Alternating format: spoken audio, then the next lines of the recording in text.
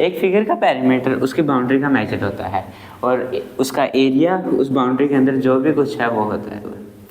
अब हम एरिया को इस तरह भी डिफाइन कर सकते हैं कि एक फिगर में 1 × 1 के कितने स्क्वायर्स हम ड्रा कर सकते हैं। जिस तरह हम इस फिगर को अगर देखें तो 5 + 5 + 5 15 स्क्वायर हैं, तो हम ये कह सकते हैं कि इसका एरिया 5 × 3 = 15 होगा।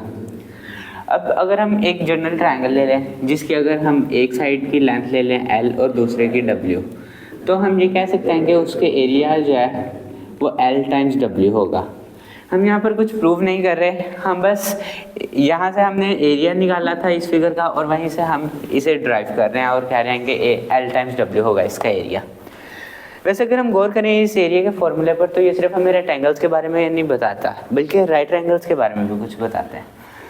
अगर हम देखें तो ये वाला राइट ट्रायंगल और ये वाला राइट ट्रायंगल आइडेंटिकल है, तो हम ये कह सकते हैं कि इसके एरिया, इस पूरे रेक्टेंगल के एरिया का हाफ जो है वो एक राइट ट्रायंगल का एरिया होगा। तो हम इसके लिए लिख सकते हैं कि अगर इसकी एक साइड की लेंथ हो A और दूसरे की B, तो हम इस राइट ट्रायंगल के एरिया का फॉर्मूले को लिख सकते हैं A × B / 2।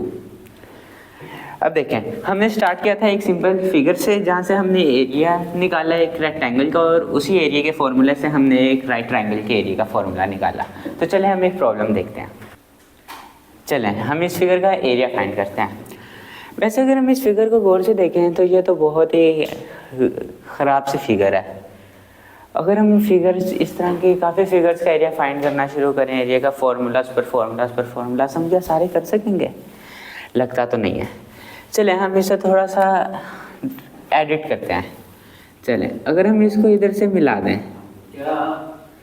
तो ये एक स्क्वायर बनेगा, क्योंकि ये देखें हम देख सकते हैं कि ये एक साइड 12 है और ये भी एक साइड 12 है।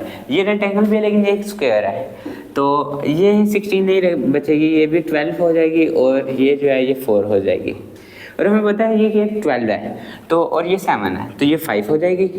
और अभी हमने एक रेक्टेंगल का एरिया का फॉर्मूला देखा था कि लेंथ टाइम विड्थ, तो इसके एरिया हो जाएगा 144 12 × 12 और ये एक राइट ट्रायंगल है, ये भी हम देख सकते हैं। तो हम ये कह सकते हैं कि इसका एरिया जो है वो 4 × 5 / 2 यानी कि 10 हो जाएगा।